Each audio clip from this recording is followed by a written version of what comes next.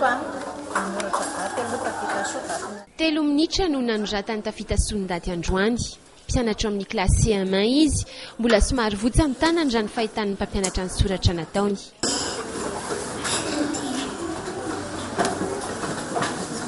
Roapolo isanjaton'ireo mpianatra tao amin'ity klasy ity ratsy soratra avokoa. Ahitako an'ilay soratra zao mbola tsy hita hoe mbola misy tsy fahazara satria hitanareo moa fa vao niala tamin'ny grande vacances tsika fialan-tsasatra lehibe dia eo zany tsy tadidiny ilay fomba fanoratana azy moa ilay tanana somary mbola votsavotsa fa za mino fa tena azo atao tsara mihitsy ny manatsara ny sorany io. Miankina be dia be amin'ny fahaizana manoratra tany am-boalohany indrindra ihany koa nefa ny maharatsy na tsy misy soratry ny mpianatra iray.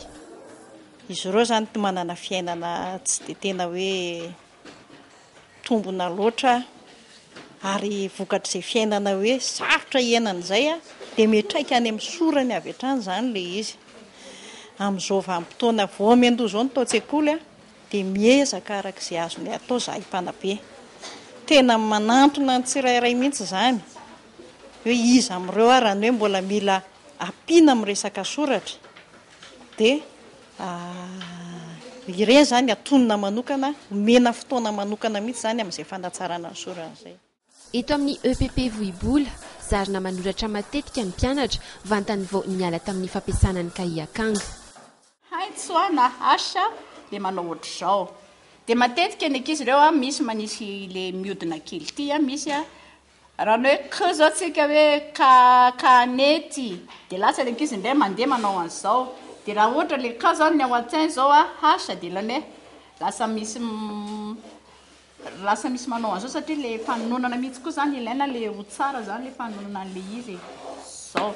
Ny hanety zao nefa hoe kanety dia ity zany le kibo zany ezahana ho tononana fa le misy kibo miditra zany. Io moa samy manana amin'ny fomba zany le mpampianatra na manazanana anazy. Ny io ndray eo ihany tsika miainga dia makaty dia miodina dia manisy satroka. Azay le casquette ozy izy vazaha amin'ny fampianarana frantsay.